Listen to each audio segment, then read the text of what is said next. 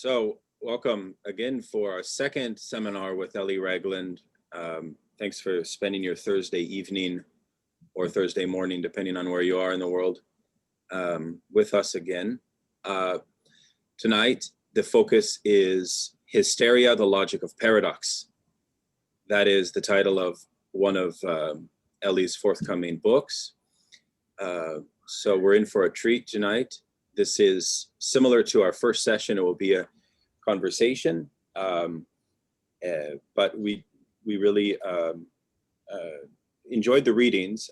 Just as a reminder, we took a look at seminar 17 on the master and the hysteric, where Lacan develops the four discourses and discusses the way in which hysteria is the first break from the master discourse, and that Socrates is, of course, the founder of the hysteric discourse. And we also consider the case of Dora from Freud. And finally, a third reading, which was the most challenging perhaps, but most enriching as well, was actually written by Ellie Ragland, entitled The Hysteric's Truth, which really gives us a sort of full court press analysis of hysteria throughout Lacan's teachings. And was a tremendous reading. So I have taken a lot of notes. I know that others have taken a lot of notes. I created a shared notes document, but I think inevitably with shared notes documents, people are too kind, so they fear unleashing multiple pages of notes. So it's often hard to democratize the shared notes experience. So I think in the form of a dialogue tonight, we can raise our questions with Ellie, and other folks have said we should do a follow-through third meeting on topology and now on hysteria, given that it's been such a rich theoretical terrain that we've covered. A lot of lingering questions remain. So I personally would love to chat about the logistics of such a third meeting, if others are indeed interested in that. So without further ado, Ellie, may I hand the floor to you? Yes, certainly. Let me take a drink of my Coke. Well, it's hard for me to know where to begin in talking about hysteria. When I discovered Lacan and then Lacan on hysteria, I just wrote tons of articles. I didn't give you any of them except that one in the Clemens Grigg book, because a lot of them are in journals that don't exist anymore, or journals that were very Lacanian at the time. But it just seemed to me that when I started reading about hysteria from Lacan, that I understood myself and my whole life, and all of it made sense to me.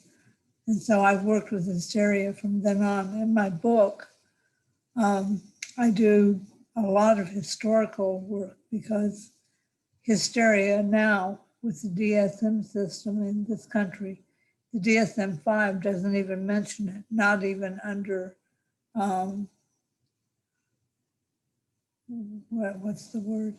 Bad behavior. They don't even mention it there anymore. They got rid of it in DSM-3 and started talking about hysteria being one possibility of being borderline, or hysteric personality being the typical woman stereotype concept, that she's emotional, dramatic, cries, it just acts out all the time like a little kid. That's kind of been pretty much throughout history, the concept of a hysteric, although in the Middle Ages, they really stressed her sexual seduction. And if a man in church, for example, were to look at a hysteric, a pretty woman hysteric, were to look at her, or even go so far as to smile at her, that woman would be burned as a witch. So there have been tremendously different periods, and the behavior is pretty much considered a stereotype, including the sexual acting out. But the treatment through the centuries is just really quite astounding. And I didn't find anything in any of that that really made sense to me, except in the terms of the culture where it happened, until I found Lacan. And then, of course, you go back and read Freud on hysteria again. And yes, he's old-fashioned in many ways, but he gets to it eventually. The earliest pictures that they have of hysteria in Egyptian times were that hysteria was a natural thing, a natural excess expression of sexuality, for example. And in that period, historical period, sex was considered natural. So hysteria was not considered a pathology or a malady. It was simply something to figure out how to treat. And they would rub natural plants on somebody's forehead or do all kinds of nature or herbal kinds of cures to try to get rid of hysteria. But of course, they didn't really work, except to the degree that having somebody interested in you and taking you seriously establishes a transference. And so in that sense, when they were being treated by a doctor, they were calmer. Of course, the people doing that had no idea that they were giving a transference relationship to the patient. So later, there was a huge long period when hysteria wasn't mentioned at all, 2nd BC to the 14th century. And then it came wildly alive again in the 14th century. And the idea was that it was really a possession by demons. So that's the period when they began to have all these witch burnings. And even men who were lascivious in some way were considered witches and hysterics, and they were burned too. It may seem like a funny thing, but for a hysteric just to be natural, that is to be emotional and to be maybe somewhat dramatic, because that's the way her identifications work. I'll explain that later. That's what I'm working with at this period on my own. But it's not like she could really turn it off. Say you're gay and you have a certain way of acting that might be considered gay. I don't know what that would be, but everybody would know what I mean, that there's certain symptoms that one would say, oh, you're acting so gay or whatever. And it's not that they're acting, it's that they're being what's natural to them. So the hysterics, there were just huge numbers of witch burnings because there were tremendous numbers of, must have been women who were hysterics in the era. And even if you weren't a hysteric, if you were just a pretty woman, you risked being burned at the stake because you had taken some man's attraction. Okay, so that's hysteria in the Middle Ages. I argued in my book on hysteria that in one sense it was an advance in thought about hysteria, the witch burnings, because instead of saying that there was some physical malady, the Egyptians called it the floating uterus, the wandering womb. That's where we get early on his hysteria from, the idea that the womb couldn't stay in place, that it wasn't anchored in its proper place for a woman, that wandered throughout the body. And so all of the people who came after the Egyptians always had a physical cause for it. It was a pathological disease. And in the Middle Ages, they transformed it from a pathological disease to a psychological malady, to being possessed by demons and by being, sinful and seductive. So, I mean, that is an advance in thought toward how eventually one will work with hysteria. But it's a horrible advance to think that, to come to something where they can make it psychological, it has to be at the cost of one's life. Okay, so then we come on, we keep coming forward, and they pretty much gradually came up with the beginnings of what was the natural arc symptom of hysteria. And it was a disease model that if there was one part of your body that was wrong, it corresponded with another part of your body. And so there were other diseases that were the medical arc syndrome other than just hysteria. But hysteria, the idea was that the uterus was, again, still wandering around, couldn't find its place. And that if the uterus were removed, the hysteric would no longer be emotional, dramatic. She would no longer be a hysteric. So during that period, they removed the uterus. That was the treatment of hysteria, to have a hysterectomy, basically. Of course, it didn't cure the hysterics because that wasn't the problem. I mean, but it's interesting. It's interesting to me to see how to not really make a judgment, bad or good, in terms of how somebody treats hysteria, because they're so hard working within their culture, within terms of their own thinking, their own patterns, what they believe at that time. So I don't think the doctor said, well, I'll go, take a woman's uterus out today and then I'll be a macho guy and I'll show those women what's going on. It's nothing like that. It's something like, I'll make her better. And so it was a really interesting period. But then the idea that hysteria might be caused by something psychological began to become popular in the 19th century. And especially in England, there were a lot of these nice little doctors who would just say, well, this is a sad person. At first, they thought hysteria was depression, caused by depression, and that something had happened that made them sad. And so they were acting out their sadness by excess emotionality. That was the idea that went on for a long time in the 19th century.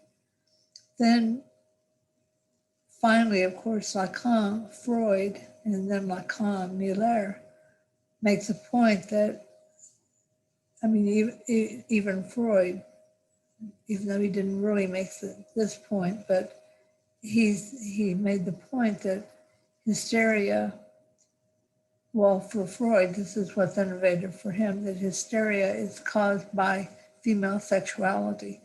I won't say that's new with him because that's throughout the ages that's thought.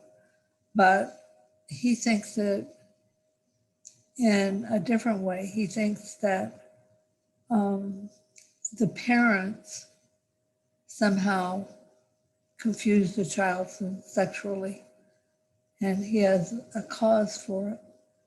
But with Dora, in the beginning, what he thought was that she was resisting men and that this was a malady.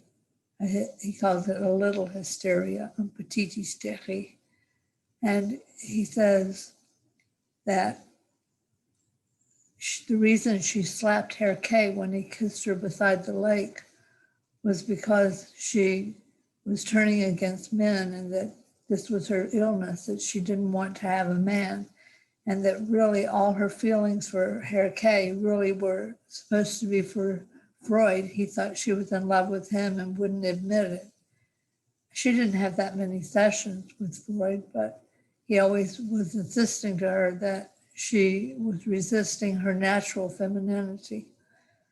The only time after she quit with him, several weeks later, she went back and said to him, basically, that she had gotten the Herr K family to confess, all and together with her family, to confess that Herr K had been courting her for years, and that the Frau K and Herr Bauer, Dora's father, had been having a sexual affair for years. Now, Lacan makes a lot of the fact that Herr Bauer was sexually impotent, and that his sexuality with Frau K was oral sex, and Dora was always around. She was her father's little nurse starting at age 4, even before Frau K, who was a nurse, came on the scene and lived next to them. So his point is that Dora was interested in her father, not just sexually, but she wanted her father's goodwill.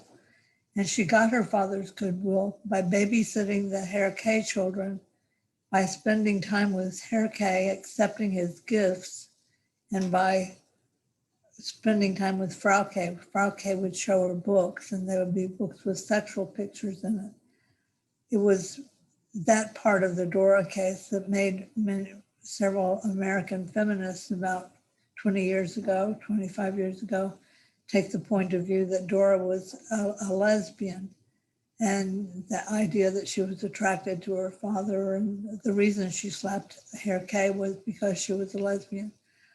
Freud, in the 1930s, went back and reread the Dora case that he'd done so early in his career, and he made a big long footnote and said that he hadn't taken account of Dora's sexual interest in Frau K. I would claim that, you could just look at that and say, well, she's bisexual. But the point, the way I see it and the way I argue it in my book, is that her desire, typical of a hysterical woman, her desire was to be desired and appreciated and adored by the father. And she got that from him by allowing him to keep the affair going so long, for years.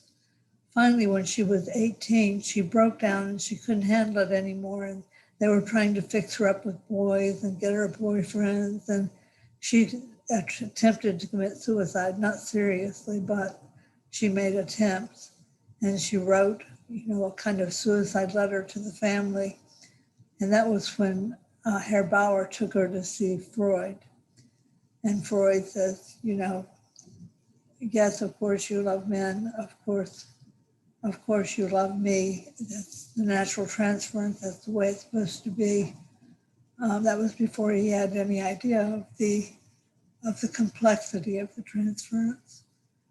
So she left him after, 8 or so meetings, and then came back again once she got the Chow family, I'm sorry. I'm looking at Chodorov here, Chaim Chodorov, and I said the Chow family. Got her own family, the Bauer family, to agree to separate from the K family. So after she made that scene and everything, all the marbles spilled on the table, after that, they separated.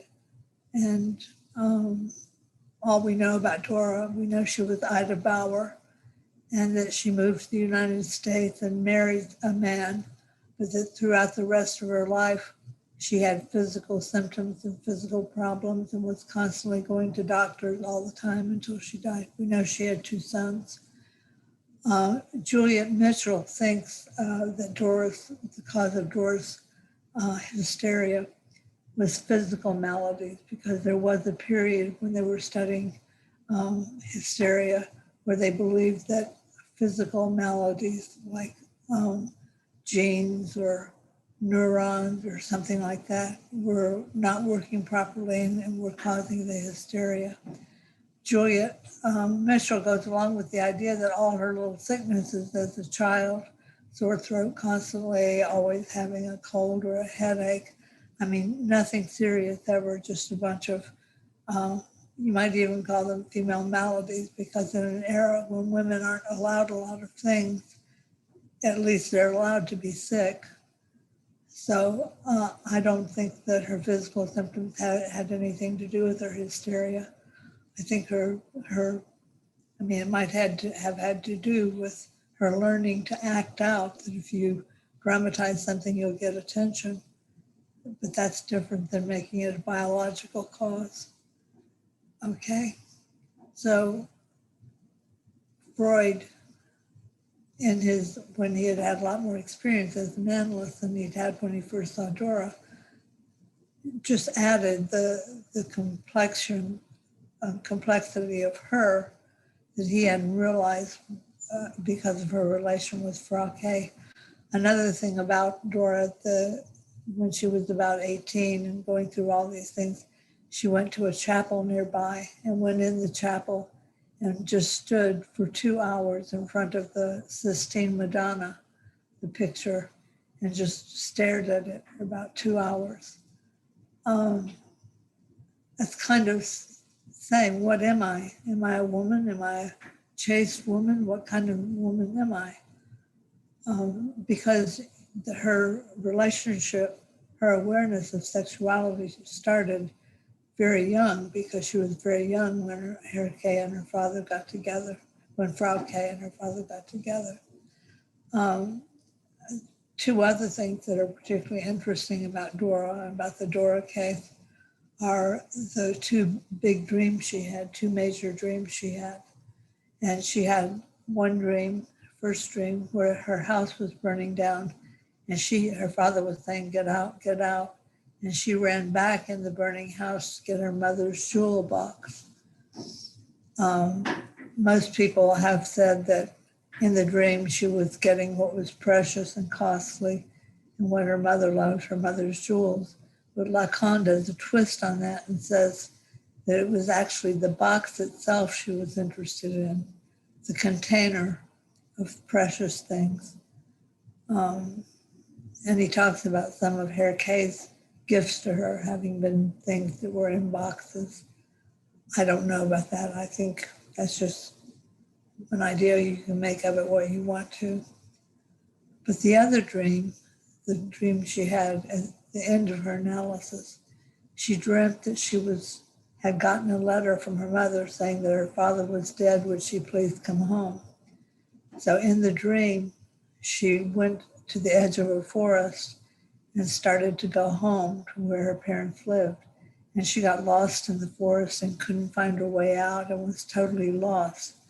Finally, she found her way to her family's home and went inside, and they had left a note about where the cemetery was so she could come to the cemetery. But instead of going to the cemetery, this is all in the dream, she sat down and began reading a book.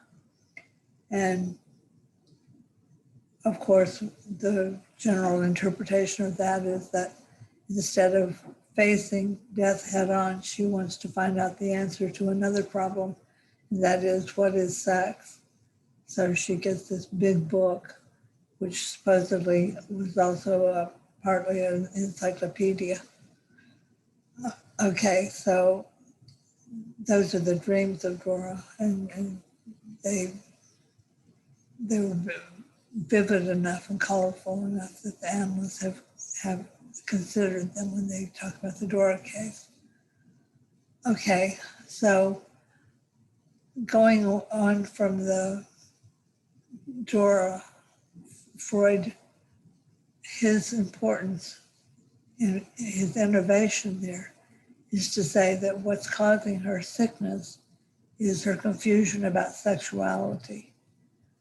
And he too thinks there's a natural sexuality in the sense that women love men and men love women, and he doesn't think that he doesn't have any, for homosexuality, he thinks it's a pathology. So he would not, he is old-fashioned in more than one way these days. Okay, so after he comes to understand that it's a more complex case, when Lacan comes along and gets hold of the Dora case, he says, well, I mean, his analysis of it is in Seminar 4, the one I was telling you is in French. Seminar 4, he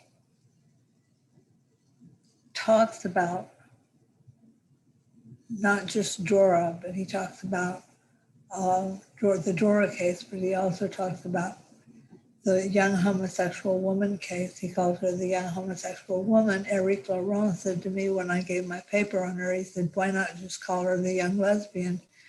You don't have to say homosexual woman. That sounds too fancy. So he talks about her and compares what I argue that he compares, although not consciously, he doesn't consciously compare it in that Seminar 4. But what he argues is that that the young homosexual woman is, he calls her perverse.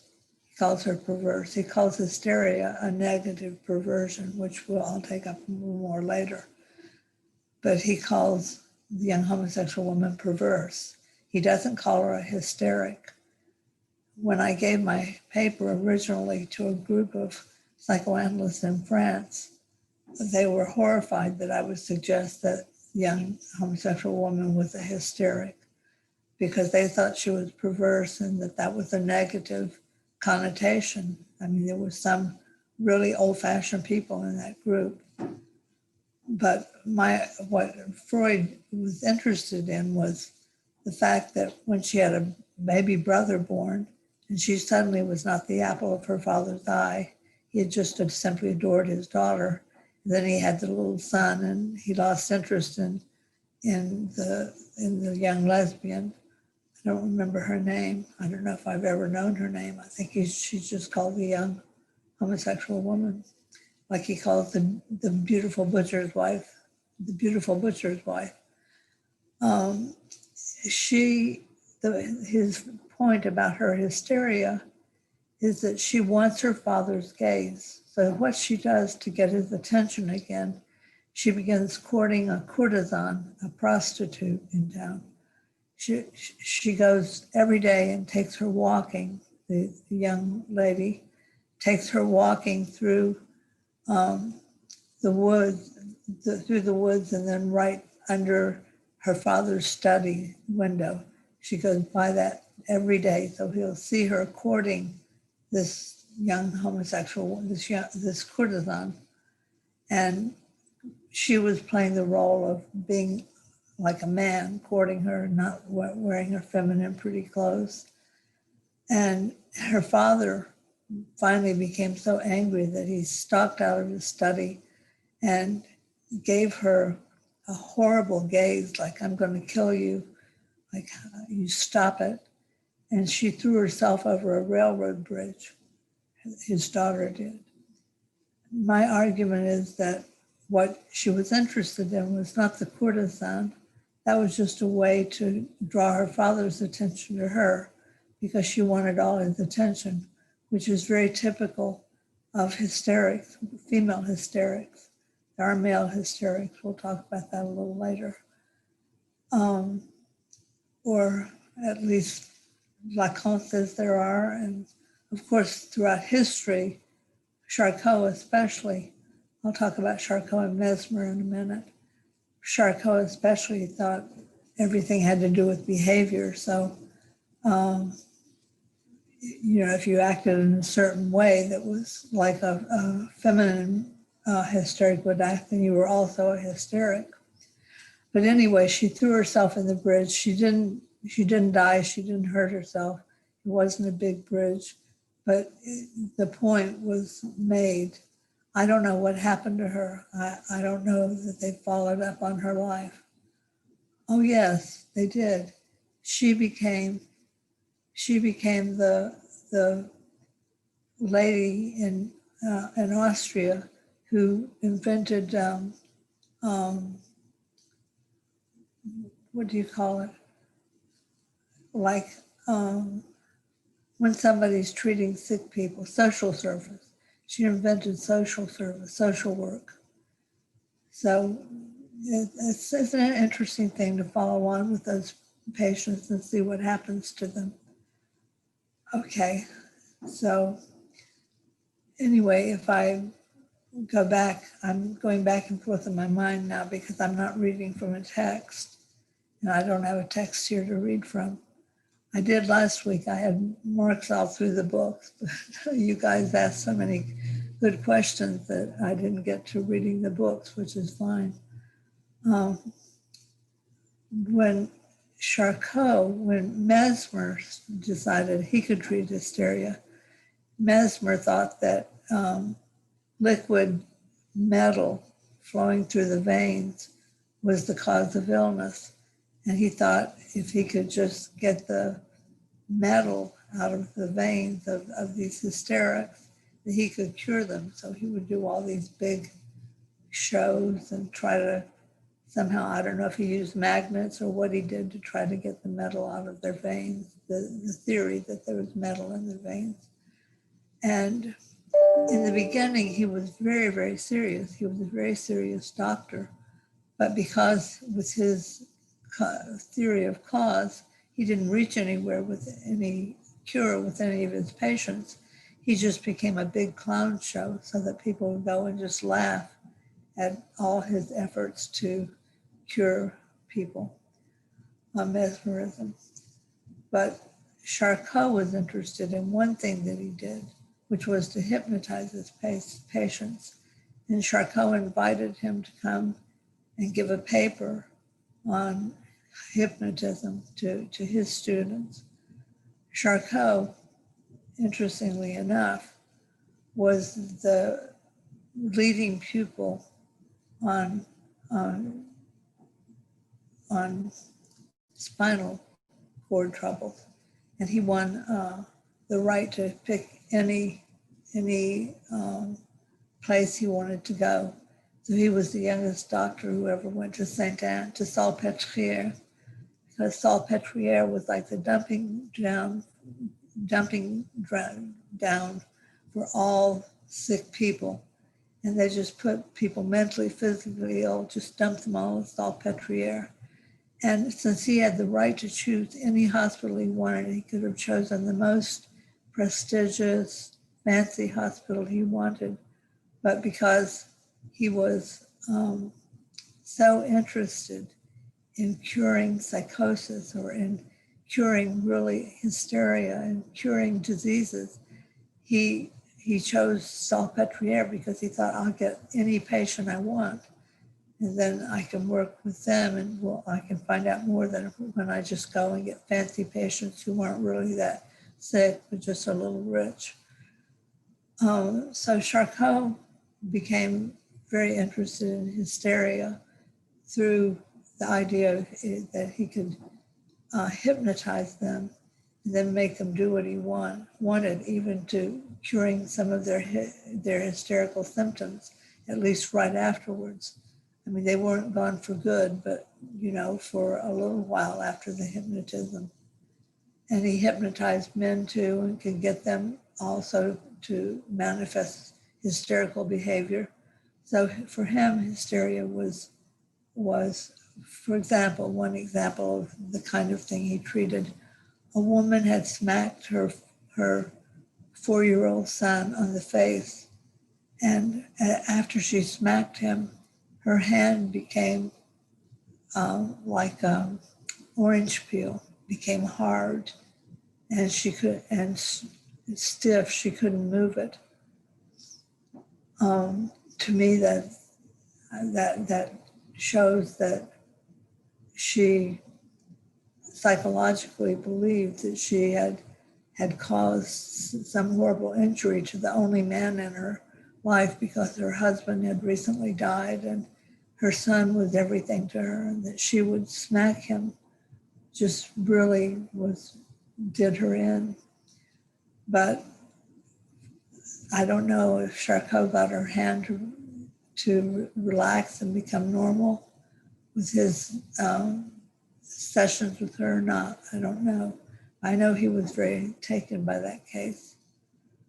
Okay, so Charcot and Mesmer. Do you have any questions so far? No. Okay. Well, I'll just carry on talking about hysteria. Hysteria in England, they use the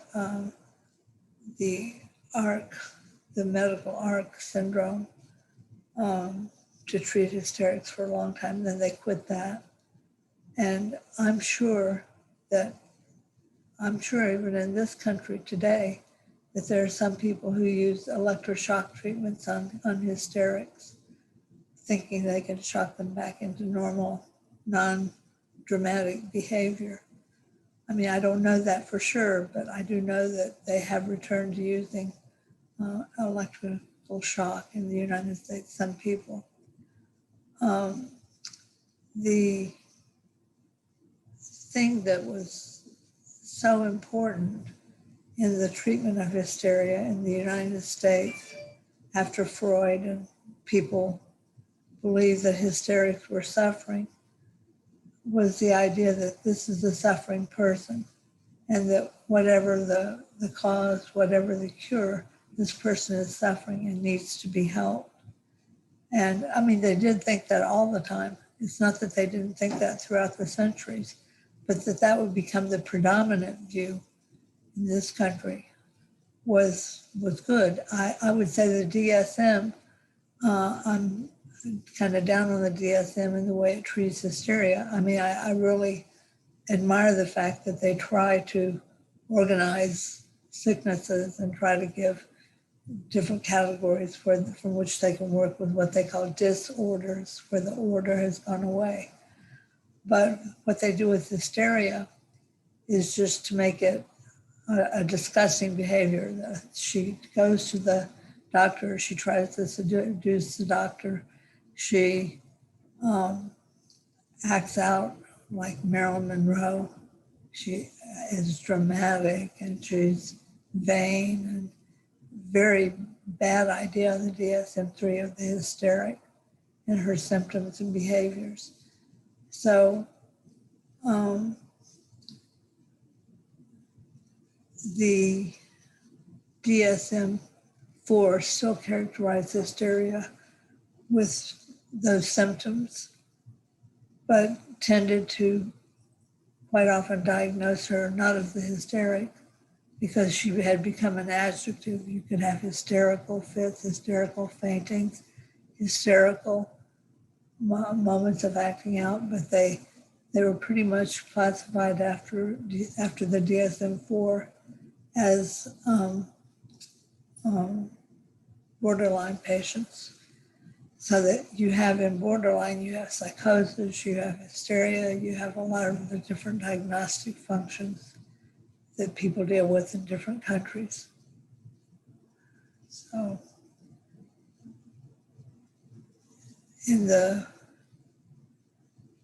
I don't know where the hysteric has gone. I mean, this is what they argued in that little book I got recently called What is Hysteria? And they argued in the book that hysteria is disappeared again, that it's gone, that there is no hysteria anymore. Even Colette Soler says that now that women can have the same roles as men in work and they don't have to have children, and so many of the things that women had to have and had to act out in certain ways to get any attention, so many of those things are simply gone with feminism. And so then they argue in that book that hysteria is gone too. Well, what I argue in my book is that hysteria, I'll mention the male hysteria after I talk about the female hysteria, that hysteria is an identification. It follows this formula, which is the logic of a paradox. Follows the formula, I know I'm a woman, but I believe I'm a man. It's not bisexual. It's not I'm a woman and I'm a man, I'm bisexual, either or. It's an identity focus. I know I'm a woman, but I believe I'm a man. And one of my friends in our group, our Lacan group in New York, who's gay, said that fits him, except I know I'm a man, but I believe I'm a woman. It's not the same thing as transgenderism, because that would be, I know I'm a woman. The masculine part has been foreclosed. And in hysteria, the split remains. It's not a schizophrenic split, it's an identity split, it's a way of being. Some typical hysterics would be Margaret Thatcher, Rachel Maddow, a lot of famous actresses. And every hysteric who's a hysteric doesn't make it to those levels of power, but just maybe live a very horrible, sad life. A very traumatic life, because the hysteric, the formula for the hysteric's discourse is that Lacan places, it's a four terms in the discourse, and it's like addition and subtraction. There's one over, one other, and in 4 places. And in hysteria, he places the S barred, that is the signifier for lack. I talked to you last meeting about the mirror stage, how important it is to experience that you're not one with your mother, but that there's you, your mother, and a third term making you look away from your mother. Third term, a third person, something. It doesn't have to be the father. Lacan called it the father's name. But in hysteria, that happens. But I mean, there's the castration, that's what Lacan would call it, which is another name for desire, because if you lack something, then you desire something. So the hysteric is going to have that lack in her being, which makes her maybe excessively feminine, trying to be sure that she is a woman, or excessively masculine because she doesn't.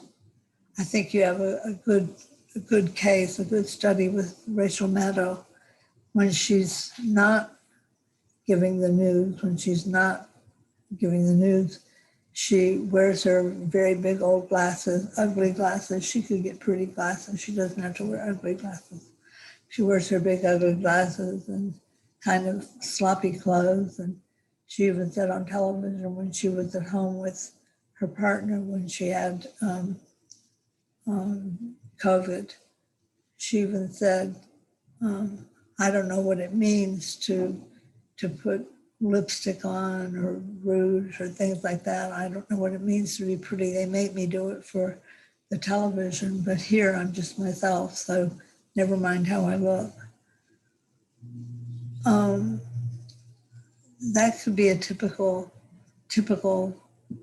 statement that a hysteric would make. In other words, if you identify with the other, the woman in the other, big O, as the one who is the partner of the man, partner of a man or partner of a woman, if you deal with that person who has accepted their sexuality and equated it with their identity, then you're dealing with someone who is, if anything, not acting out their thing. Maybe they're passive aggressive, but they're living the life of a partner of someone and giving over to a partner. The hysteric has Lacan being in the place of the subject. It's the only discourse. There's the master discourse, the university discourse, the hysteric discourse, and the analyst discourse.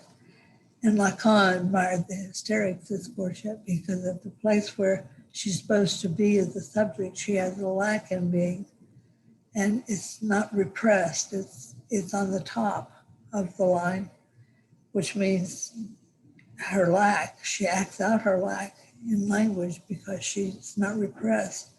She aims toward, that's the subject, speaking subject in the first place. In the second place, there's an arrow aiming toward the second one on the top line, and that's an S1, a master signifier. That is, she gets her knowledge from a master, from a man. But what is really important to know about hysteria is changed from other discourses, is that she thinks that the man is the one who knows, and she hooks into his knowledge or his knowledge base at the same time that her greatest goal, because she sees his castration, her greatest goal is to undermine him. So at the same time that she's admiring him, she's undermining him. She's finding a way to undermine him, which is why I guess a lot of the people who've worked with hysterics over the ages have talked about their being manipulative. Lacan argues that the reason the hysteric does that is that she is fighting as hard as she can against the knowledge that she has about her father or this male figure, or this other figure, could be an aunt, but usually a male figure. She fights very hard against what she sees about them, which is that they are castrated, that they're not whole, W-H-O-L-E, that they're not the king that they would pretend to be, that people might make them some macho hero or somebody very particular.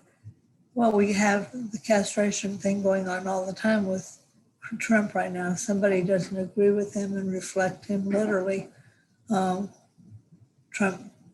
castrates them. I mean, he makes them resign, or they just resign anyway because they can't bear it anymore. So the hysteric, you might think she's an, in quotes, normal woman. What Lacan calls the woman who's not a hysteric is the feminine woman. She's the one who knows how to play the right games to satisfy her partner and to be basically pulled along by him or her. Whereas the hysteric has that cut.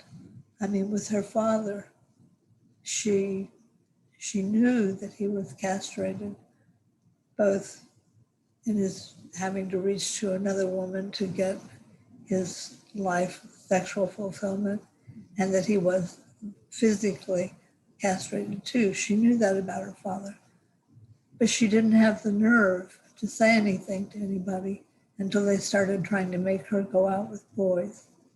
I mean, if you're caught in that identity and playing out that scenario in a family, then when you turn 18, 16, 17, 18, they're going to push you into the world, try to push you into the world, larger world, into a larger socialized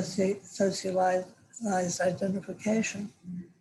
And that happened to her. She couldn't take it, which I understand. I understand that it's very hard for a hysteric to let go of her identification with her father. And she will always seek out men who usually, presumably, if you believe Lacan, have a desire to know. Not only do they know something and know a lot about whatever it is, horses, race cars, philosophy, whatever it is, but they also have desire as a knowledge. Desire itself, a desire of knowledge, marks the man that the hysteric is drawn to. So you can have an ideal couple if you have, say, a hysteric married to a schizophrenic. It sounds like a terrible union, and it is. But it also has somebody, in this case, the man that I'm thinking of, incredible knowledge and a passion for more knowledge and writing more books all the time. This is very attractive to the hysteric. At the same time that she can see his malady, it's quite up front. And she talks about it, and so there are fights. Okay, so you can see that Dora was coming of that age. The Lacanians talk a lot about noddings, where they pick up a lot from the second topology. Excuse me just a minute. Hello? Hello? Yes?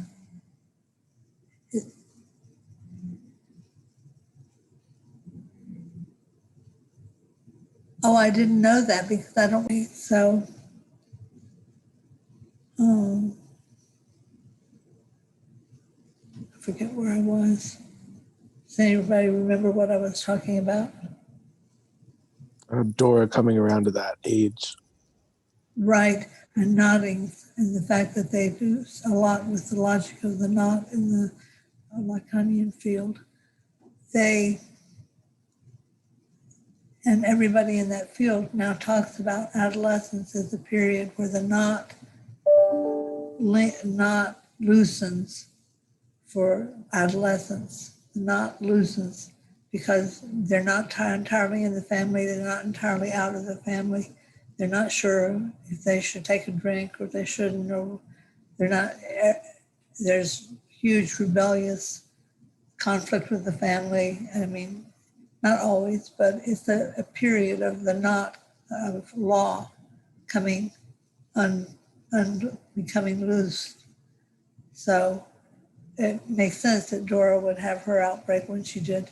Now, a lot of the other women who Freud treated had their outbreaks almost consistently when either a father would die, or in a couple cases, widows who they were always the widows that he saw were much younger than the husbands they were married to. And when their husbands died, they went into hysteria, throwing things, smashing things, sobbing all the time. Families couldn't manage them, so they took them to Freud. Freudian studies on hysteria has all of their different cases, Elizabeth, Catherine, all of them.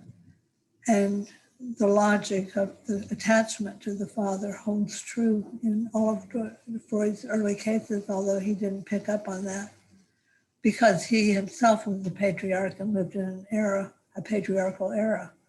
So why would he pick up on that yet? I don't know. He did pick up on Dora's mixed feelings, which I think is fascinating because she is asking herself, sexually, who am I? I mean, she's been working with that question forever.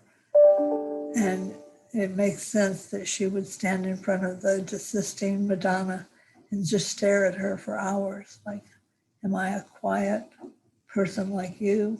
What am I like? So the nodding is where Lacan talked about the real, the symbolic, and the imaginary being knotted to each other with those lines of string. And the fourth order, the order of the symptom, the symptom, links them all together. But the symptom itself is placed in the real, where the symptom dwells psychologically, psychoanalytically, is in the real. So it makes a certain sense of why it's not powerful enough, the imaginary or the symbolic, to hold children to their original family setting, that they would become loose, because the real is the impossible to know or the impossible to bear, but it functions nonetheless, registers the irrational, it functions. So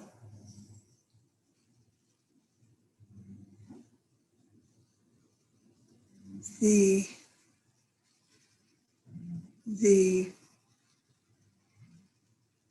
thing that strikes me most about hysteria, I mean, if you saw two women together and one was a hysteric and one wasn't, you would probably know just from the way they act. I'm not saying hysterics can't be mild-mannered and quiet and down to earth and apparently stable, but I am saying that that's not usually the case. Although Lacan does talk some about silent hysterics, the ones, for example, in religion and Catholicism, the ones who go to the church and go to the church and try to be quiet, try to make their phallic signifier Jesus or God. Lacan has on the cover of his book, his Seminar 20 Encore, he has Saint Teresa, and looking at this little phallic cupid up in the corner and clearly having an orgasm. His idea being that you don't actually have to have a physical partner. You have to have a very strong idea of one to have an orgasm without a partner. But it's possible, the way he talks about sexuality in Seminar 20.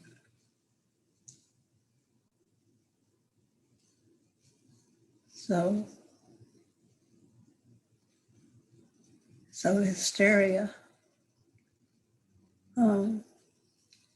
There's been so much work done on hysteria throughout the centuries that when I started reading, I thought, I can't possibly tell them all this. It's just too much. But it's the paradox. There is a negative paradox where you have two negatives that make a positive.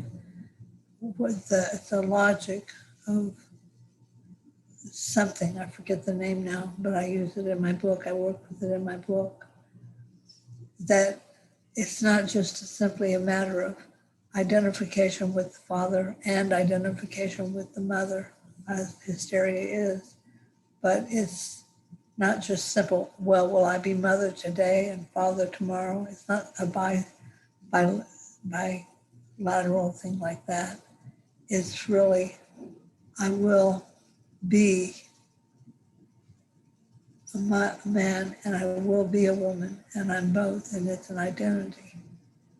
And it has the logic of a double negation, which works geometrically. I was able to spell it out in my book, but I don't have that section here. Phones are ringing all over my house now. My daughter's phone, she won't answer it.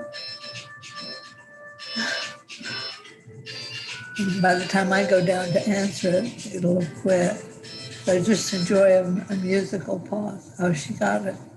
Hello? Yeah? Not too loud, Caroline. What? Okay. So Oh, the person who worked out the double negation is the logician and Lacanian.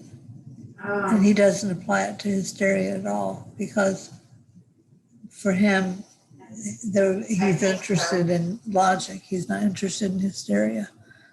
But hysteria, one of the parts of my book, I argue that it's not atypical for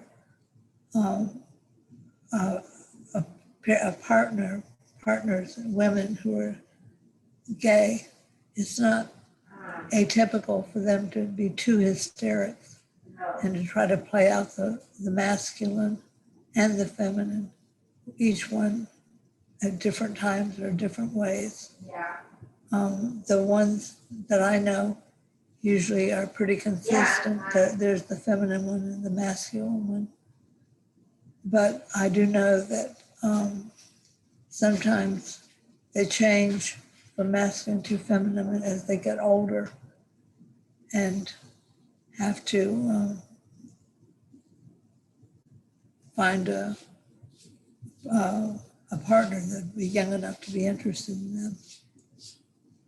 But my point is that the suffering that goes on in those couples, we're so, with Judith Butler, we've been so taught that if we're not gay women, we're not anything. So it's not that kind of thing at all. I mean, she's saying there is a total positive answer and there's never any suffering. Well, I mean, I think everybody suffers in different ways, but everybody suffers. And what you have with the gay couple, the lesbian couple, is that the split resides in both of them. Now, I'm not saying you can't have one who's a feminine one and one who's psychotic. I mean, there's no fixed idea that two hysterics would make a couple, but it is an interesting paradigm that's tried to play out anyway. What is the masculine and what is the feminine? And those are two of the earliest problems given to us. A lot of cultures handle them different ways. I know in Latin American countries, when a baby girl is born, her ears are immediately pierced. A million miles away from culture in the United States today, where everybody has piercings. But the tradition in those countries is to make sure that the girl is marked as a girl, because the boy is marked as a boy because of the penis is phallus. Friends of mine just made T-shirts of mannequin Peace from Belgium, the little statue of the boy in Brussels who's peeing. And it's kind of a classic piece. And they're reducing the phallus to the penis, which of course Lacan would never do. Even when he gives the 8 objects cause of desire, he says that the phallus, not the penis, the phallus is, and he calls it the imaginary phallus, is an object cause of desire. An imaginary phallus can be your baby itself. You have a baby and it's your imaginary phallus. You can have a favorite food and you make an object you desire.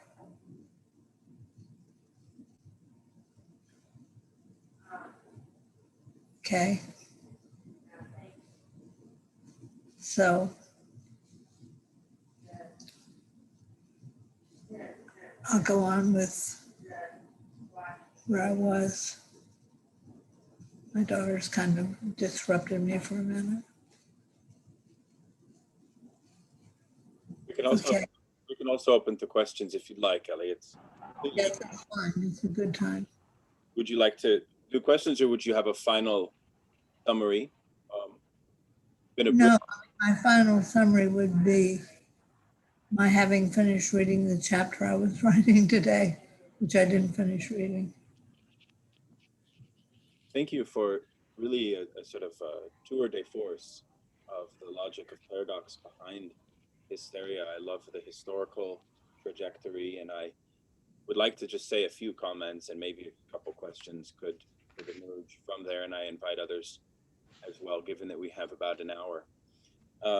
My first point would be, yes, there is a split at sexuality, and in your article, The Hysteric's Truth, you make a point that Lacan differentiated the split between the parental mother and father, and the split between man and woman qua sexuality, and that the suffering resides not at the parental level, because the hysteric can utilize the name of the father as a parental instrument, right?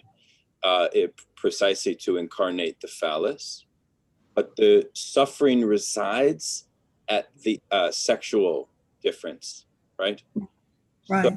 So that distinction is important. However, when we say that, we should also note there is a definition, which we could call a political definition of hysteria, which I'm drawn to given my interest in politics and psychoanalysis, which is one in which, why does Lacan call the proletariat, Marxist proletariat, not the modern proletariat, but the 19th century, the classical proletariat? Why does he refer to them as a hysterical subject? Obviously, it doesn't make sense to superimpose the sexual difference as what is riddling them. No, it has to do with the more general point of their refusal to be made into an object qua slave of the master's desire. So there is a primordial or fundamental refusal, which makes the hysteric a figure that is an ally to any emancipatory struggle. And Right. that's very important, I feel. And that's also why Socrates is there,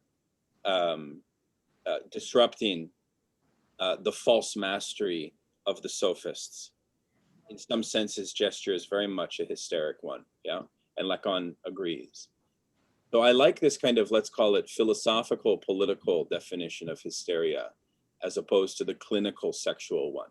And I wonder what you think of that. My second point is that you make the point of undermining the father. The hysteric seeks to undermine the father, but it's not just the father, it's also the ideal ego that is the identification. So if it is the boyfriend who is the stand-in for the castrated father, there will be an undermining there. Right. However, it seems to me that there's also another countervailing tendency, which is to conceal the castration of the father. So is it not also the case that the hysteric would be the one who takes the ideal ego and seeks to conceal to the others that he is so profoundly lacking and so on?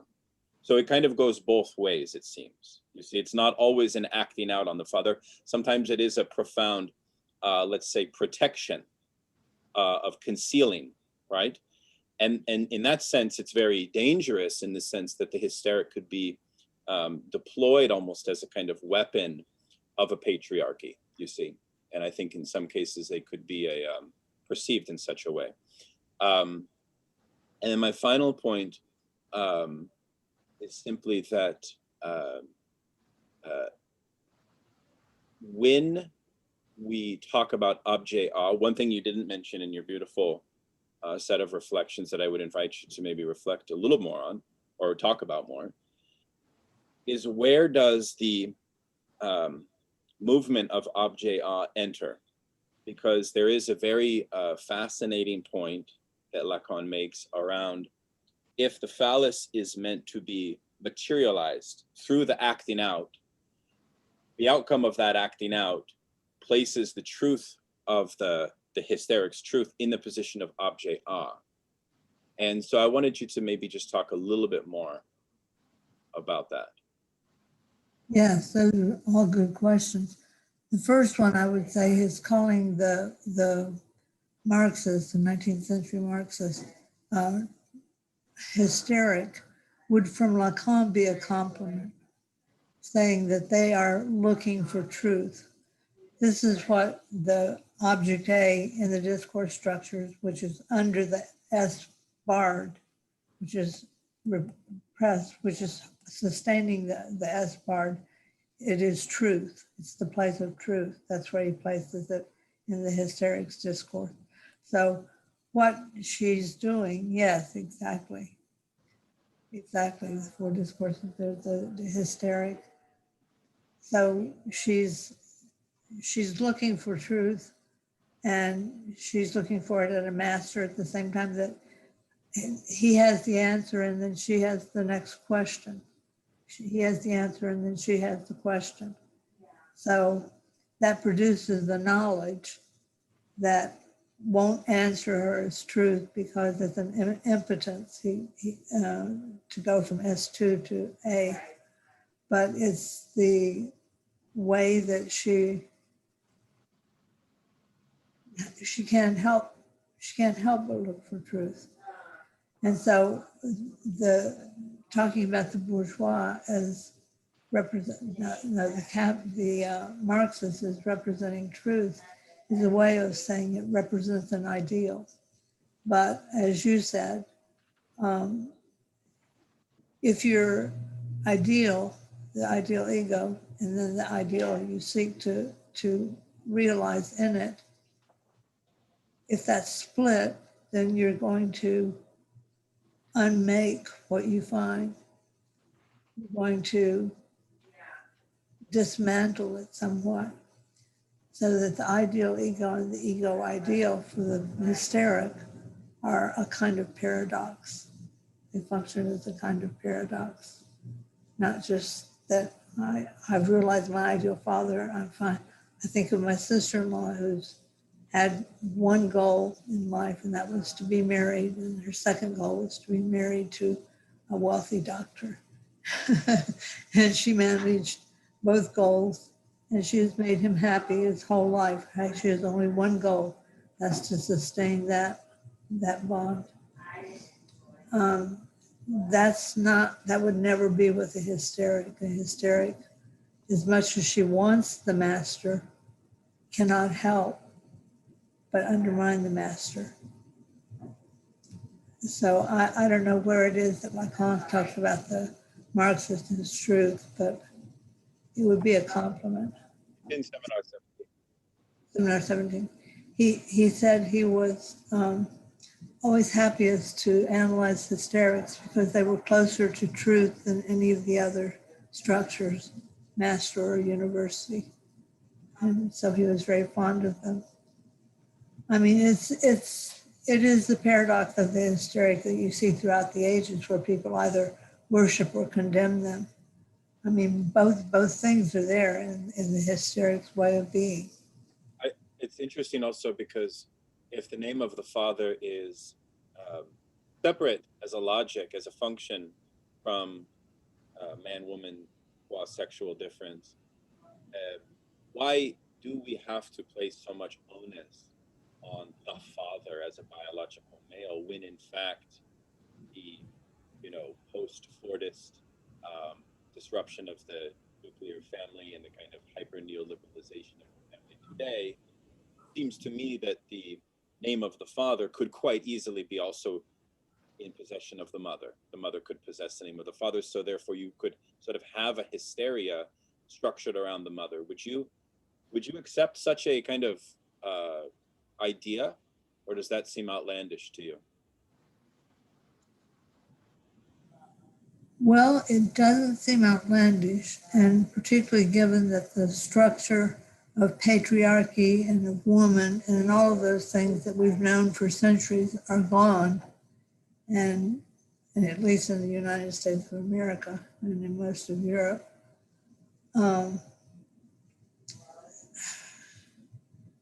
You could have, I know my ex-husband, his aunt was the name of the father for him. His father died when he was very young, and his aunt lived with his mother and was the name of the father for him, although he was psychotic. But you would have to know the history of his mother to know why the aunt wasn't strong enough to separate that symbiosis.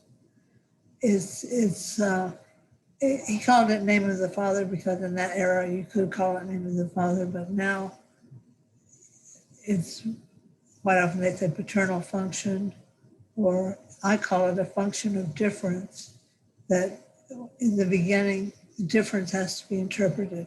I mean, we have absolutely to interpret the sexual difference because it's there. And because it's there, we can't deny that it's there, although people do all the time. They'll say things like, a man is the same as a woman.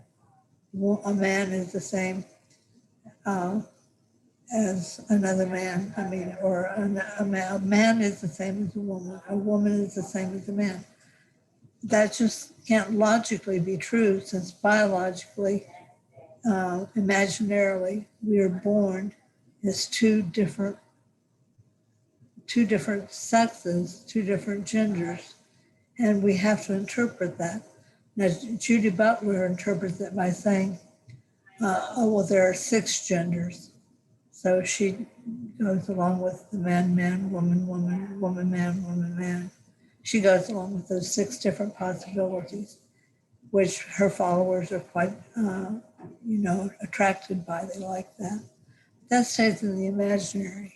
And that's when you don't have a real with consequences that are fixed in the real, where you can have every culture you want to have, and in some way or another, a culture is going to interpret the difference between masculine and feminine, between the male and the female. There's a little island off of Amsterdam.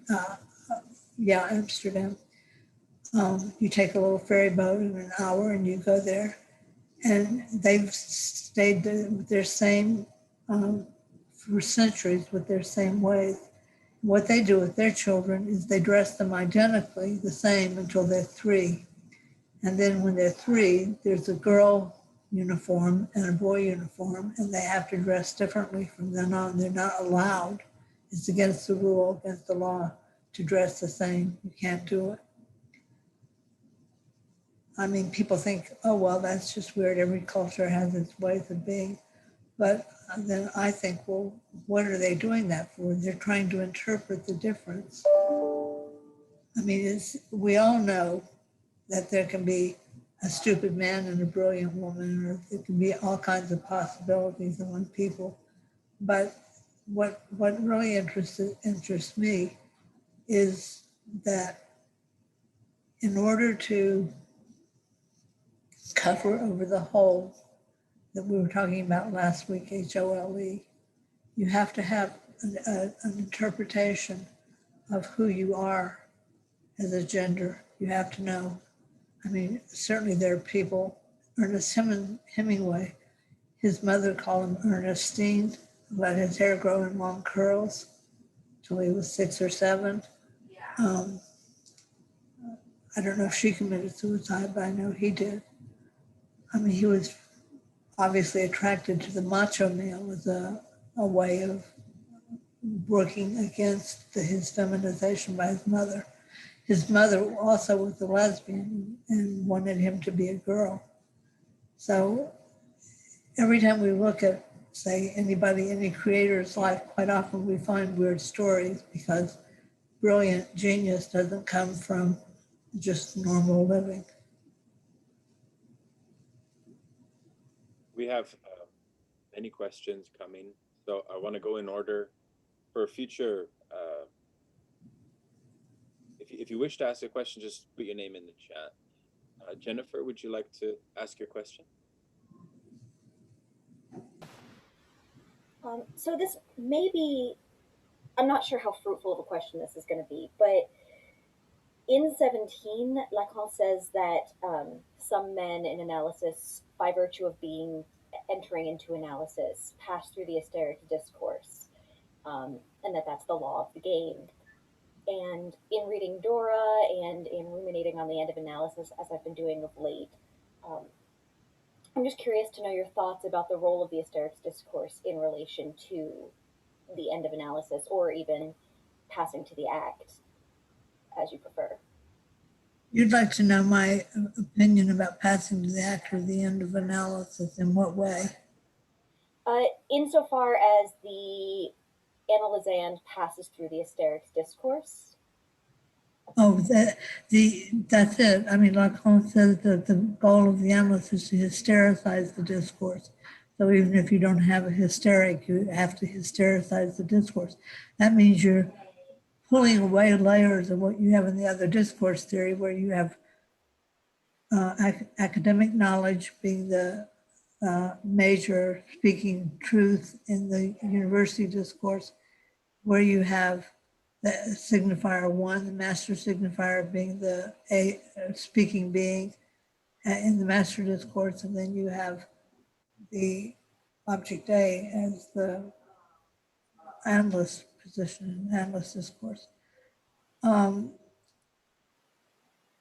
If you allow yourself to just talk and talk and talk and talk, and not even see the person you're talking to, you're lying on the divan, and he verily or she verily, rarely speaks to you, and just they go,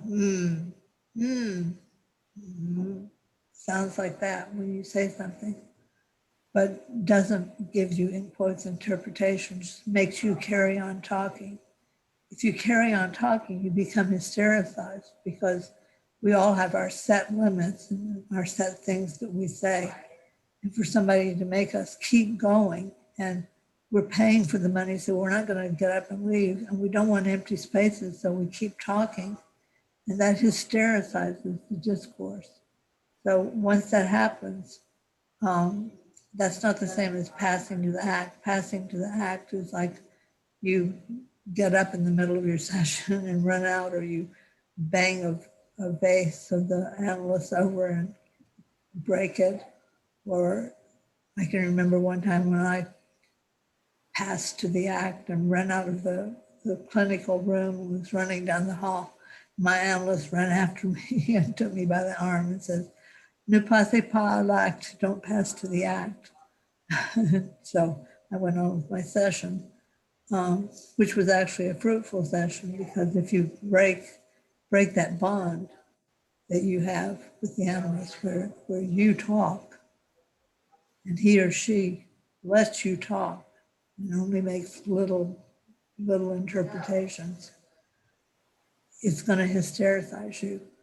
And that's how you actually go to reach the end of an analysis. The end of a treatment is by the time you've talked out pretty much everything and realized your fundamental fantasy, which the diagram for that would be the S bar, the lack in being, with going toward the object A, which is what fills the lack. So object A is filled with the lack. It can be a baby, it can be a man, it can be a woman, it can be a chocolate cake. I mean, it can be, the object A can be anything that you fetishize. Does that answer it at all? Yeah, I'm still in mid thought, but I'm thinking of it in relation to Dora's leaving after Freud was unable to analyze that last dream sufficiently. I'm not sure that I have anything from or any conclusions from that yet, but I'm thinking about it for sure.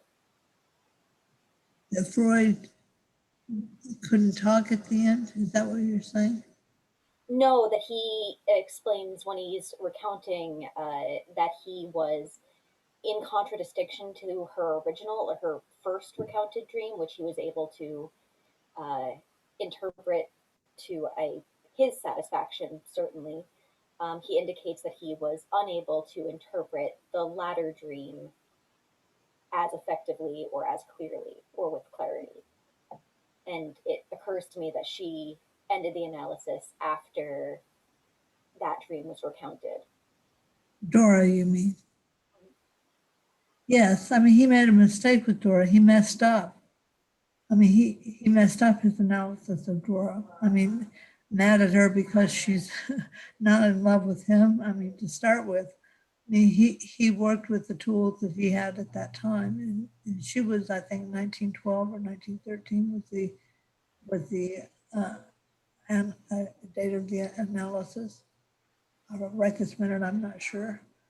But it was very early in his practice, and he didn't have the finesse that he needed to work with her. So for her, all it meant was that he had tried to tell her she should be nice to Herr K, make her father happy, tried to tell her all those things. And of course she would go back and say, "Nana, nana, boo, boo, I got them all to confess." So there.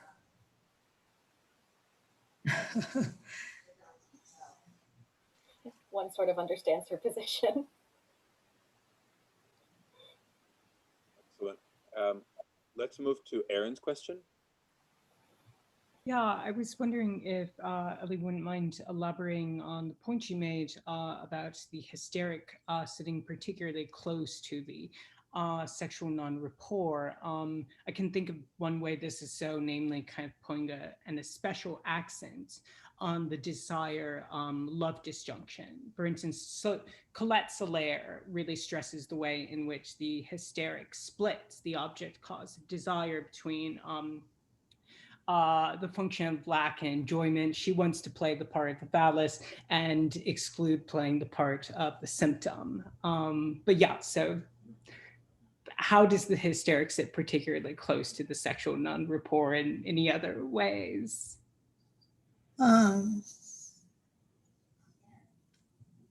Well, her earliest question is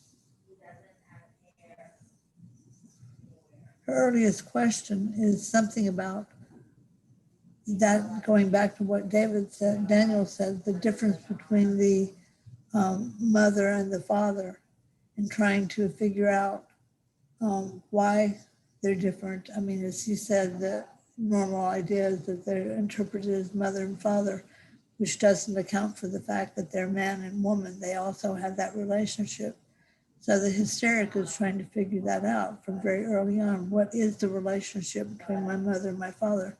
I mean, if it's a girl who's mommy's girl and always, in the kitchen with mommy or shopping or whatever, there's not going to be that problem of sitting close to the real.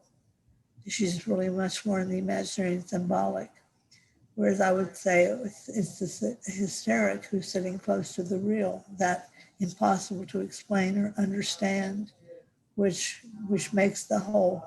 I was saying to Daniel that I gave all those different interpretations of how the whole is created, that my phone talks about the whole being at the beginning, that her point is to say that at the edge of the whole, that's where you find the unary traits.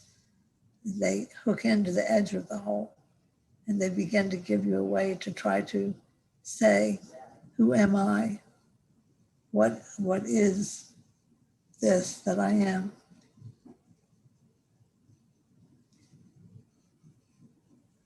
Unary traits are very important in the ideal ego and the ego ideal too. So that I didn't finish that last week to say that was what she was getting at, why the whole is so important, but because it's the place that the first traits are linked, or they have something to link to the edge of the whole, literally. Yeah, I'm not sure if you're familiar with Gila Goffey's conception of the unary trait on the model of a singleton class in set theory. No, I didn't know. I don't know his work at all. What does he say? Oh, basically it functions much like the singleton. Essentially the, species which, the genus that only has one species, in other words. He has a whole elaborate article on this. Yeah, I know the unary function of it, which is quite obvious and quite important, and can be worked out in, as you say, in set theory, mathematical theory. But I haven't read that. No.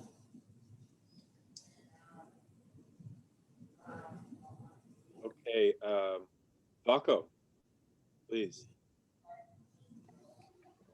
So my question is maybe related to Daniel's and Jennifer's questions. You wrote in your article that both in Dora's and young homosexual woman's cases, their fathers were symbolically lacking in a certain way. And my understanding is that we can consider that a certain precondition for hysterics discourse to emerge. And then we are saying that hysteric denies father's castration. But if a father is symbolically lacking, couldn't we say that father is not properly castrated, and therefore it's not so much denial of father's castration as much as recognition of father's castration and reflection of lack of father's castration? And at the same time, you are pointing out moments in both Dora's homosexual woman's and Butcher's witty wife's cases where they are castrating father, right? So Daniel mentioned weaponization of hysteric by patriarchal discourse. And in this regard, also end of analysis and formation of a symptom comes to mind, a new signifier for the analysand. My question is, can we say that in a certain sense, hysteric is fixing uncastrated father, castrating properly, symbolically lacking, not properly castrated father?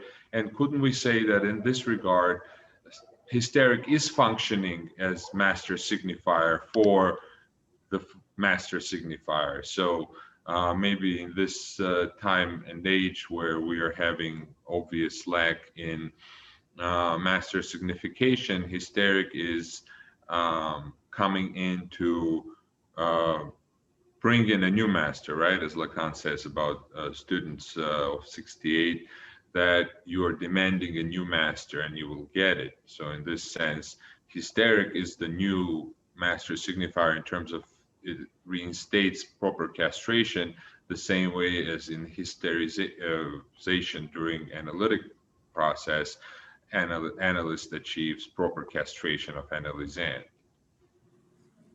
Okay, that's very dense, and I'll do my best. I do want to go back to what Daniel said about weaponizing, using the hysteric as a weapon, which is true. It struck me when he said that. I mean, think, for example, of like Jane Fonda during the war when she was so vocal and called Hanoi Jane, and she was the great voice of the truth of that, fighting against that war. And I think she also is a hysteric anyway, just from in general. But the castration of the father, I mean, any father is castrated. There isn't such a thing as a non-castrated father. That would go back to the sexuation graph, where there's the Ur father who has it all, has them all, has all the goods, everything. And anybody has to get rid of that because nobody can live with the Ur father. So in that sense, the sexuation graph says it's a universal function that they are all castrated on the masculine side. He does make a distinction on the feminine side, but that gets into a different conversation. So maybe hysteric does not confront a pervert, but not fully formed father, maybe kind of separates that father from his perverted side, right? The product is the separation of father from the perverted big other. As a result of hysterics discourse, there is a split between S1 and S2 in this sense. I was thinking maybe hysteric cannot affect a pervert per se, but kind of separate pervert from the father, from the signifier. Well, I think in that diagram of the hysterics discourse, what the S1, the S bar, and going over to the S1, what it does is it produces the S2, which is knowledge. And the knowledge that's produced is that it's true that the S1 is castrated, that there is no whole father, there is no whole other, there is no whole activity, there's nothing that will give you that. And she knows that truth because she incarnates lack. And because of this, she can ask questions endlessly because she's lacking the answers. And then at the same time that she gets the answer, she has to ask another question because that's her subject structure. And that produces the knowledge, S2, that the truth is that we are all lacking. And we all try to deal with that with the S1. In the discourse of the master, it's solved. They don't give any lack at the top. They just give the S1 is the master signifier. And whatever you think that S1 is, it is your knowledge. And your knowledge is in the place of the other. That produces the truth that there is a lack in the other and that is not recognized, that's repressed under the S1. So the S1, S2 are really all that are functioning in the discourse of the master that you can see. If you're an analyst, you're going to be listening for the S bar and the A in the discourse of the master. But in looking to hystericize it, looking to, I mean, I know all these people keep asking these questions now about, well, isn't Trump learning now how he did wrong? Can't he learn better? Well, all these things that have been going on for months. Has he learned from his lessons, Susan Collins? I mean, no. Someone who speaks the discourse of the master, and Lacan says both psychotics and philosophers speak the discourse of the master.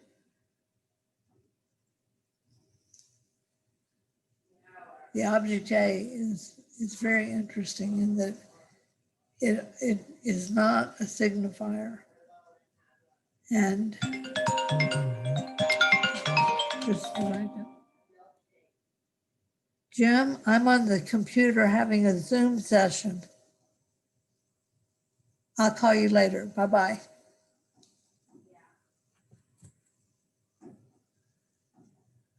The object A,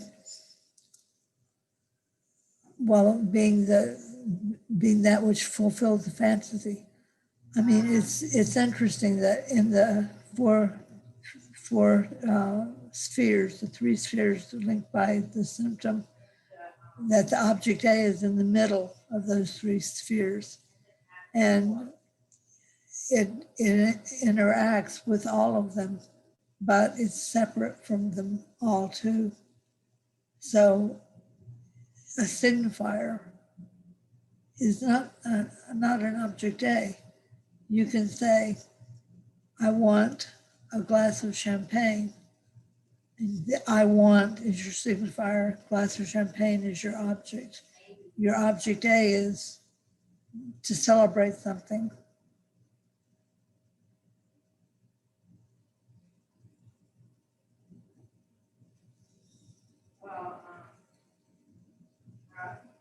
Well, for the purpose of time, Vaco, I know we need to do a third session, so many of these beautiful questions can have further elaboration. Let's move to the next question, which is from Chaim. Okay. Thanks. Hi, Ellie. Thanks for coming back to see us. I wrote my questions in the chat in case you want to look. Mainly, I'm curious about the body you mentioned briefly last time, and a title that you liked. And then you spoke with a lot of compassion and admiration for the suffering of the psychotic, and today similarly about the hysteric. I'm wondering how they differ, and what you refer to, what you mean when you talk that way. Well, the body is an imaginary signifier. Finally, the imaginary is the body for Lacan. And the body is also the speaking body. So it's not just a body, it's a body that speaks, unless you have some physiological reason not to. The body, I mean, in the beginning, everybody studying Lacan put their attention on his theories of language and what he had to say about language. And he kind of dismissed the imaginary in the beginning, like, oh, well, it's ego, it's aggressiveness, it's jealousy, it's no big thing. But then as he came around to RSI, the body was really massively big, and the imaginary was this huge thing, important category to study. The difference between the way a psychotic and you said the hysteric, the difference in the way they suffer. One thing about the hysteric is that her suffering is almost completely anxiety. She's very much does not have depression. That would go more with the normal femininity. She really, really, really suffers intense anxiety. And a pervert does too, which is interesting to me because I've never thought much about it, that the pervert also separates bodily anxiety. I mean, there's so many kinds of suffering, right? Depression, anxiety, rage, fear, so many different things. But psychoanalytically, the two that are usually worked with are anxiety and depression. Maybe you could say you work with perversion, but that would be different because it's already a discourse. It's not a discourse. There isn't a discourse of perversion, but there is treating perversion as a diagnostic category and analysis. So I would have to think a lot more about what that link is between the hysteric anxiety. I mean, her anxiety is quite obvious. It's because what people use to anchor themselves in life is a person in whom they believe and who anchors them, or Daniel's dog, or God, or whatever anchors you is going to be the phallic signifier that anchors you. And when that phallic signifier vacillates, when it's not absolutely for sure, then you have anxiety. And if the hysteric feels loved, even if she's not with her lover, but she knows she's loved, she knows that, she doesn't doubt that, then she doesn't have to have the presence of the lover.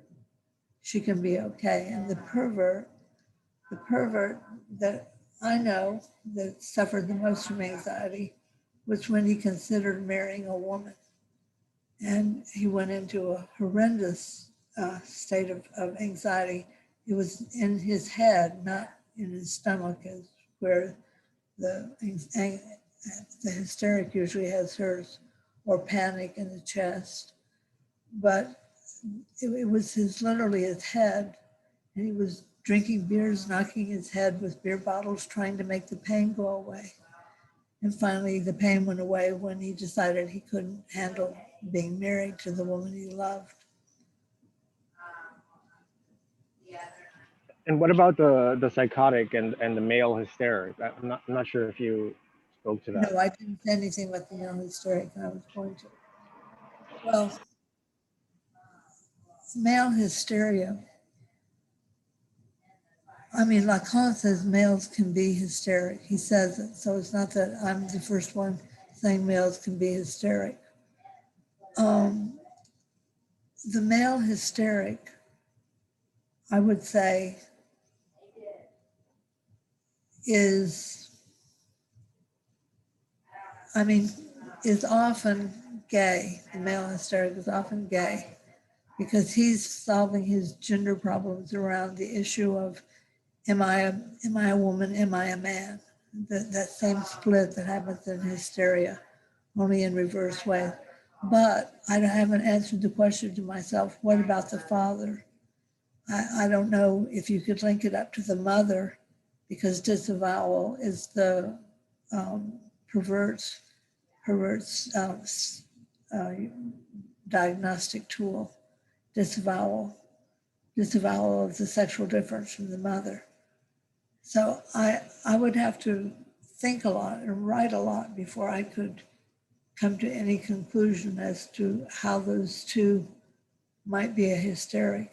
I mean, just based on the am I a woman, am I a man, it seems simple that you could say that that's everybody's question, which isn't, which it's, do I differ this way or do I differ that way? And there are resolutions. I mean, the macho man knows he's a man. All those rioters, macho rioters. The psychotic suffers in his whole body, every piece of his body, because he doesn't put it together right. He doesn't put together the mirror mother separate from himself. He keeps one with her, even to the point that he can sometimes have doubleness in his delusions, where he sees himself in another and thinks that he is that other. So he doesn't go through the mirror stage. Because he doesn't go through the mirror stage, he doesn't register law or border or limits. Is this where you would put fragmentation and distraction, like ADHD? Or where would you situate that? They come before the mirror stage and they develop during the mirror stage. And that's what would happen with a psychotic and his suffering. He would be thrown back on the fragmentation in the pre-mirror situation. Yes, that's right. I mean, he doesn't have the symbiosis broken to let him escape that.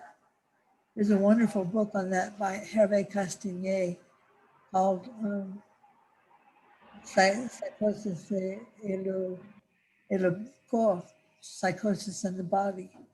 And he gives all kinds of examples and explains how it is, as you said very aptly, going back all the way to the fragmentation, which it seems amazing to people if they don't understand the mirror stage and how important it is. Thank you.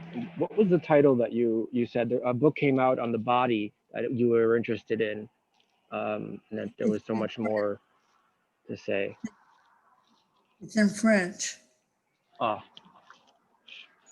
And it hasn't been translated. It will be in a couple of years. It's a wonderful book by La Psychose et le corps, Psychosis in the Body. Who's the author? Hervé Castagnier, lives in Paris. There's so many wonderful books in French that I wish we all had access to. It's just a timing matter of history. I actually was able to get into Lacan early because I have a PhD in French. And so because of that, I started reading Lacan the minute anything started coming out, and was able to jump a few years ahead of my English-speaking colleagues who waiting for translations. And now they've gotten a lot.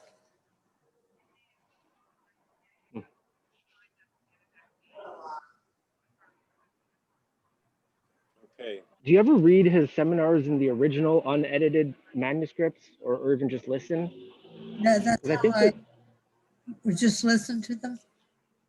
there's a lot of recordings, but I mean, I think they're a lot more incoherent than the editors make them out to be. Well, they are a lot more incoherent. We started with those in reading groups years ago because we didn't have the ones that were translated or edited.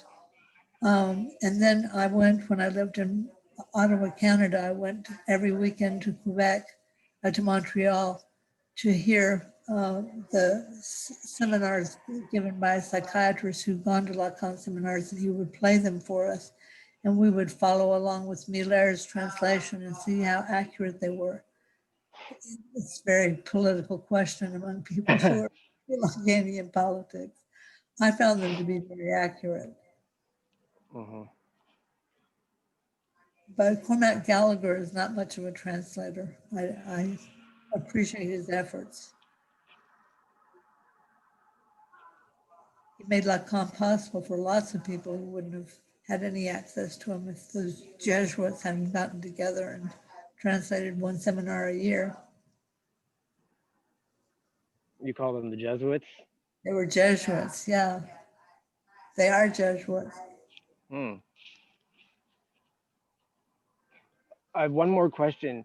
Did you say that the father of the homosexual woman was physically castrated? Did I hear right? No, he wasn't. Oh, I heard you say that. Well, I must have been talking out of my mind. No, he wasn't physically castrated at all. He was a big famous doctor with a fancy house and a daughter he adored who got a son and then spent all his attention on the son. And when I said she saw him as castrated, well, she saw him as castrated only that he didn't look at her anymore. He didn't pay attention to her anymore. Maybe that's what I said, something like that.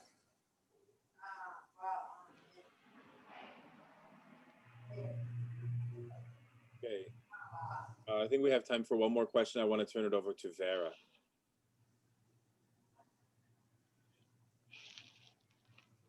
Hi, Ellie. Thank you for the presentation. Thank you for It allows me to think actually of some early cases by Freud in studies of hysteria, because Freud theory back then and in his interpretation are still quite well in the beginning. So I think it's interesting to think back with what you just suggested, particularly about the female hysteric identification to the father, and recording from what you just said, which is the female hysteric that I am a woman, but believe that I'm also a man. Right. So, because I find it very interesting how particularly that relation very much corresponds to one case by Freud, which is the one that is Frau Elisabeth von R. Yes, absolutely. Yeah, because she was taking care of her sick father, which later on died. And I find it interesting how, because at the same time she, well, for a cultural reason or whatever, she did identify herself as a woman. Yet right after the death of her father, she actually kept wanting to restructure the family. Like she actually has that desire also to like actually murder the father, to actually act upon foundation act to act upon the murder of the father. Wow. Yet I feel like her symptoms, which later on actually over a period later on reemerge, not really particularly because of the fact that she was not able to restructuring a family, replacing her father, but it's something that is very much about her own sexual identity, like her own identification of who she is. Yes. Because there's actually a paradox. It feels like when there's this period of more like a psychical anxiety that is happening to her in the meanwhile of mourning for her father, her actual psychosomatic symptoms are actually emerged from I think her jealousy of her sister, which married to another husband.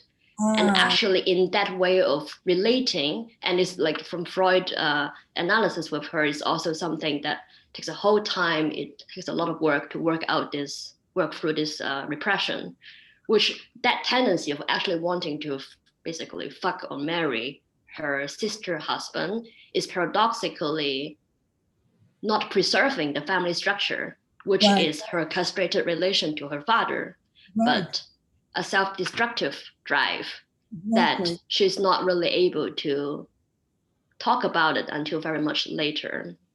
And so this actually allowed me to think about, so what is, like, is there an ambiguity to the female hysteric thinking of herself who she is in the castration complex, because of the fact that her relation with her father, particularly the identification, wanting to replace, wanting to restructure the family, wanting to give the family happiness, that relation is only sustained upon the fact that she as a woman is guaranteeing the castration to be happening, because Right. she is the taking care of him, she's the sick nurse, as Freud put it. Yet on the other hand, when she actually became the one who recognized this castration in her father and trying to act upon it, she fall into this cultural parallel, I guess, problem as a woman, that she does not really have the freedom to choose free love or find another new partner.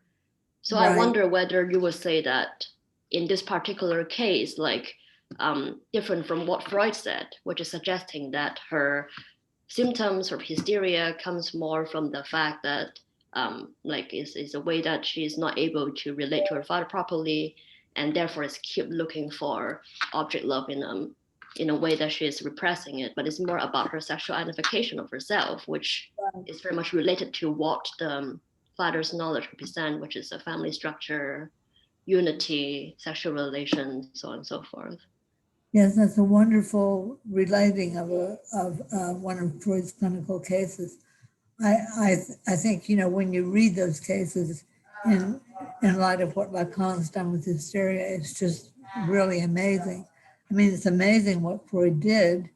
I mean, he didn't know what to do. He sent them away to the country sometimes for long rest. That the rest cure was a big deal before Freud's time, but they still use some rest cures.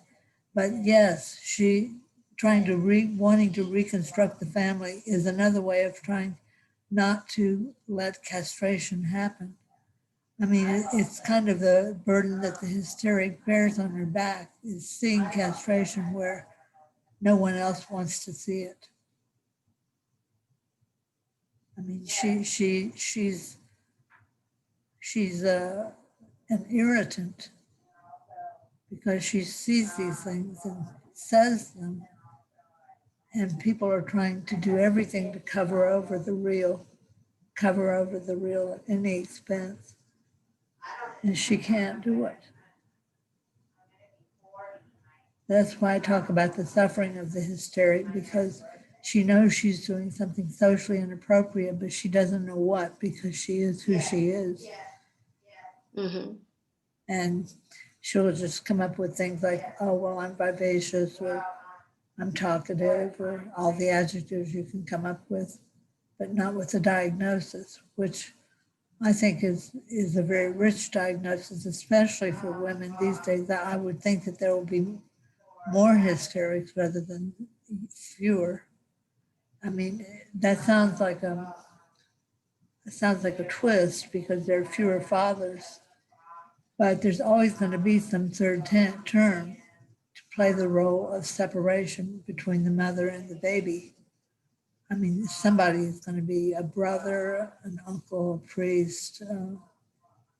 As I say, it could be a woman, but I would imagine it would be the first male figure that is important to that baby.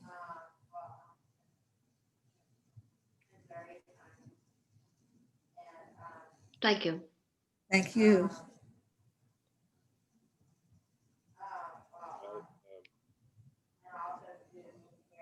Ellie, thank you for everything tonight. This was one of those opportunities to engross ourselves in a topic which is so rich in theory, but also in sort of practical application and beyond the clinic too, because our group is interested in socio-political issues as much as we are. So you've given us a lot to work with. We'll have to talk offline, Ellie, about maybe coming back and Okay. joining us again. I could ask everyone to put a virtual applause for Ellie's time and effort.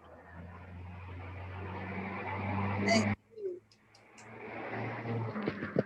you. Wonderful questions. It was a pleasure. It was a pleasure. So we'll be in touch about a follow-up maybe, Okay. and maybe even a new topic to hear from you about. Okay. Do you have a date? Yeah. Do you have a date for the Hysteria book publication? I don't have a date yet. It's going to be sometime next year. Okay. Somebody else want to say something? Yeah, I would definitely be back. I would love to see you again, Ellie, and all of you. And I would especially want to talk about the RSI. Yes. I love that seminar.